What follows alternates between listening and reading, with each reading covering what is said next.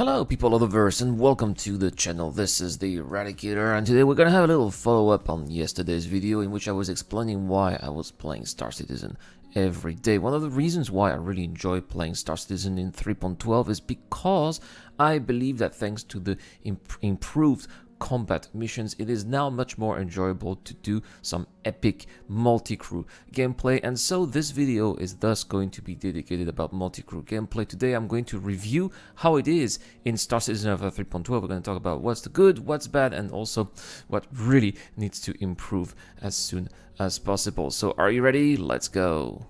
Alright, the first point I want to make here is that when you're playing multi-crew in Star Citizen, there really is a sense of camaraderie. You are really enjoying an intensive, immersive experience with other people inside the ship in intense combat situations, because that's how those combat missions are, with a lot of ships that you are facing against one single ship in which you are crewing with other people, whether you are flying that ship or you are in a turret or maybe you are just in an engineering station. Perhaps it just feels like you are accomplishing something with other people when you are destroying these ships and completing the missions, and that already is a fantastic feeling.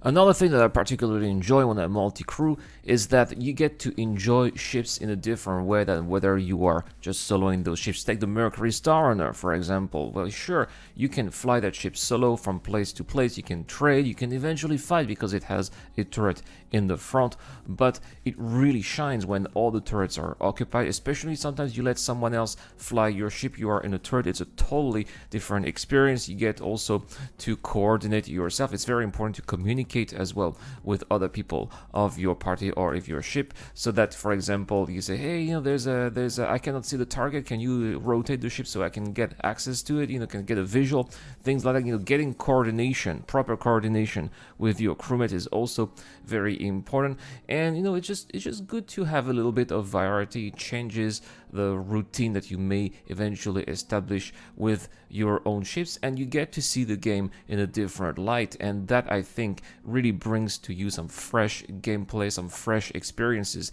that otherwise you would not get if you were only playing in solo.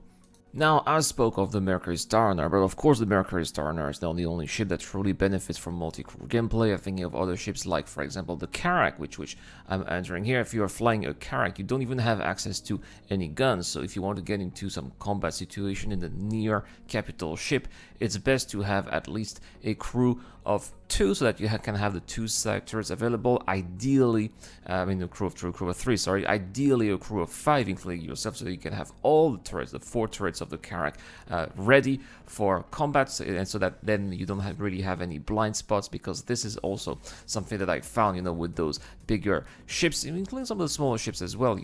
When you are flying in a ship which has turrets, but not all of the turrets are crewed, you easily get into some blind spots in which your enemies can find your weaknesses and shoot you without you being able to shoot.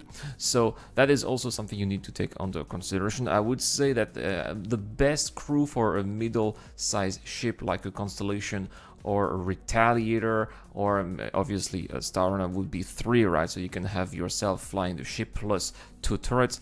But of course, if you have a bigger ship like a Carrack, then you are going to have to need more people in your crew. But nevertheless, it's great to have more people in your crew so that you can really exploit the full potential of your ship that you may have bought with hard-earned real cash, or hard-earned alpha UC in-game. That will be even better, right? Because otherwise, if you have some of those big ships that require some crew to be more operational, if you don't use them, they just sit in your hangar, and that's a bit unfortunate, right? Another great advantage of being in a crew is that you can really make the best of any PvP situation, which is exactly what happened to us yesterday on Twitch when we were doing our live stream. One of our crew members unfortunately had a crime stat. It was an accidental crime stat, so we had to get to security post Carré to clear his crime stat, and it turned out that there was a rival gang that was already there trying to clear their crime stats, so it ended up in a battle at security post Carré between that crew and our crew. Now luckily we had 4 people in our crew, and that crew only had 2 or 3, so there were not a lot of people, or less people, so we were able to dispose of them. But obviously if this had been just me trying to clear a crime stat here at security post Carré, chances are that I would have ended up in prison, and this would have definitely jeopardized my gameplay, right? So here I think that the day was saved thanks to being in a crew here with other people playing with me, and that definitely helped me. I also think that playing with a crew is fantastic when you are trying to trade in Star Citizen, although I know that in Star Citizen 3.12 trading is really bad, and we're going to talk about that later, obviously. But nevertheless, if you have a crew that can fly some of your various trade ships, like myself, for example, I end up having 3 caterpillars now in the verse. If you can have people flying those ships, then you can trade with several ships at the same time at various different outposts, maybe, which is what I did yesterday in the live stream. And this can also allow you to considerably boost your profits per hour. Now obviously you're going to have to pay the crew with a percentage of the profits that you are making. As far as I'm concerned here, I was paying those fine people 30% of the profits made during that particular run, but still it also is fantastic to see your ships land and take off, and you know, got that feeling of creating your own business empire within, you know, the verse, even though this is just alpha, but it still gives a very interesting glimpse of how it is going to be in the future. And once again, that feeling of accomplishing something with other people in Star Citizen, I know that I've been talking about that for quite some time, but is something that is really gratifying, that is really that really feels satisfying, and I highly recommend everyone to at least try. You know, try. If you don't even have multi-crew ships, you can always ask people in the chat if they need a crew or if they need people to fly their ships. Usually there are people who are very eager to play with other people, and that's how you can start enjoying Star Citizen in multi-crew situations.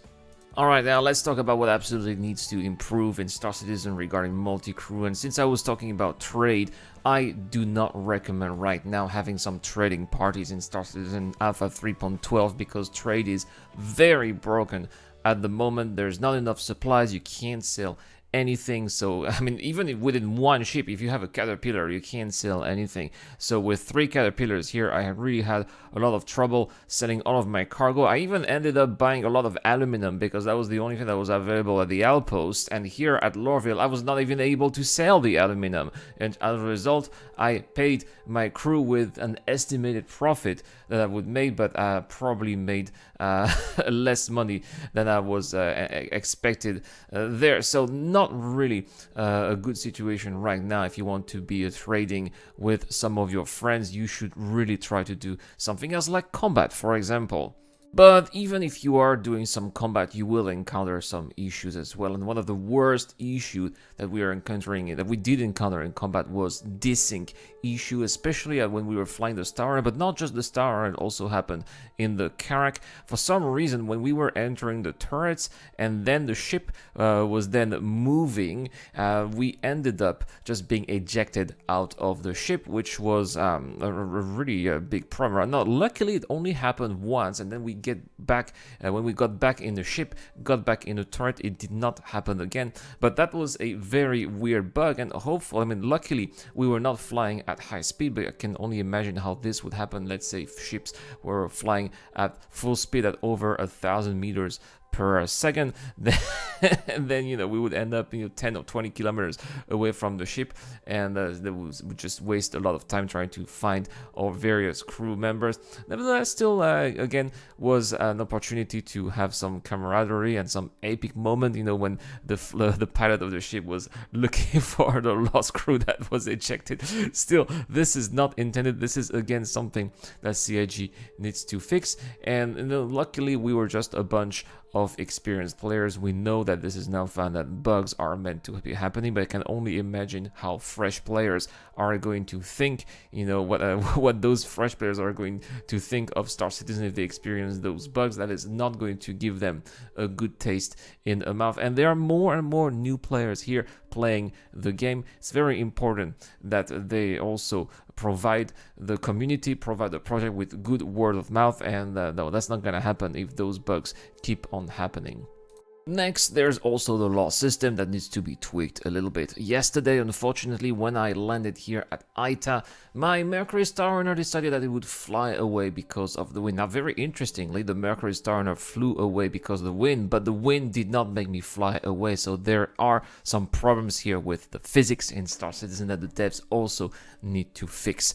Now, the next thing here that happened is one of my crew members here, Admiral Gruffus, wanted to help by pushing the Mercury Star Runner back to the ground, which eventually worked, but this had consequence. He got a crime stat for ramming the ship, even though this is a ship that was part of the crew. It is my ship that belonged to me as part of the crew. He rammed the ship that was unfortunately empty, got a crime stat for it. I had no way to cancel the charges. I think that this is something that should have happened. You know, if someone rams your ship, at least, you know, maybe there's a reason. You know, most of the times, of course, it's for griefing, but in that particular case, there was a reason that he was trying to help put the ship down, and he got a crime stat, and it completely ruined the entire gameplay that we wanted to have with him. Unfortunately, for the rest of the stream, he could not be part of the crew. He did not take part of any of our adventures because he spent the rest of the time in prison. The prisons which themselves were bugged. We were not able to rescue him at all. He was not able to mine his way out of prison as well, and so he ended up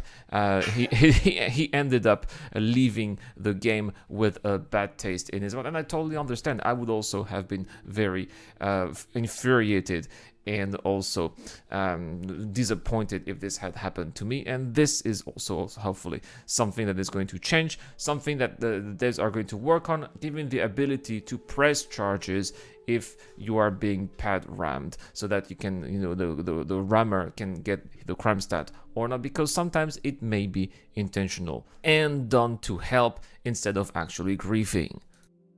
And the last thing I wanted to mention in this video is how you are using the co-pilot seat, sorry. And in this case here, flying in the Mercury Star Runner using the co-pilot seat, I thought I would help the pilot by hailing the ATC and doing all of that job for him while he was flying the ship.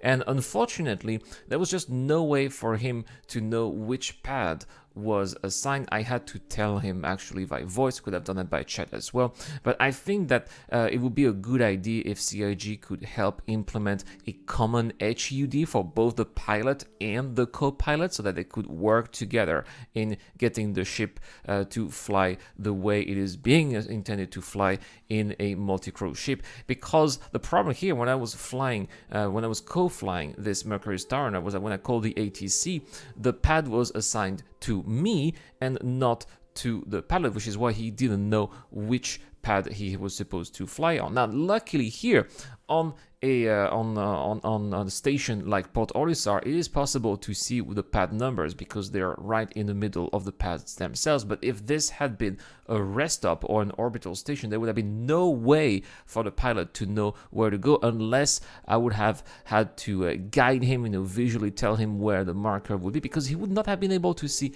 any marker. So this is something, again, I'm repeating myself, but this is something that CIG absolutely needs to consider fixing as soon as possible if they want to encourage multi-crew gameplay furthermore. Now, luckily, at least it was not me, but the entire ship that was assigned to the landing pad. So that's why we did not get a parking violation, or the ship was not impounded. So at least that's good, right? But nevertheless, we were a little bit worried that this would happen, and this gave us a little bit of stress. And I'm sure that there would be some crews out there who would think, hey, you know, the pilot cannot see which part it is, so let's go somewhere else, or let's do somewhere else. It could maybe discourage those who may not be aware that it is the ship and not the co-pilot that gets access to the pad. Alright guys, well, anyway, that's all I have to say about multi-crew in Star Citizen. Overall, as I said, I'm having a fantastic experience. I'm loving it. I am playing it almost every day, whether I'm doing the Idris mission or just some regular combat or bounty hunting missions. But please let me know, guys, in the comments down below as well. Are you playing mostly solo or with friends too? I would like to know everything in the comments down below. And also, what do you enjoy doing the most and what you like the least in Star Citizen Alpha 3.12? If you like this kind of content, you want to see daily Star Citizen videos, you know what to do. The buttons to the like and subscribe are down there. It really helps this channel growing a lot. You want to support the channel furthermore, you can also hit the join button or join my Patreon more after this coming message. This video is brought to you by the people who support this channel on Patreon and via the join button as well. Supporters of the channel get access to lots of cool perks, such as access to my private Discord, your question answered in the show, you get to know when I'm going to play, and also you get to have a chance to influence the editorial line of the channel. Any help is appreciated, starts at just $1 a month. Thank you very much for watching. This is The Eradicator, and I'll see you guys later.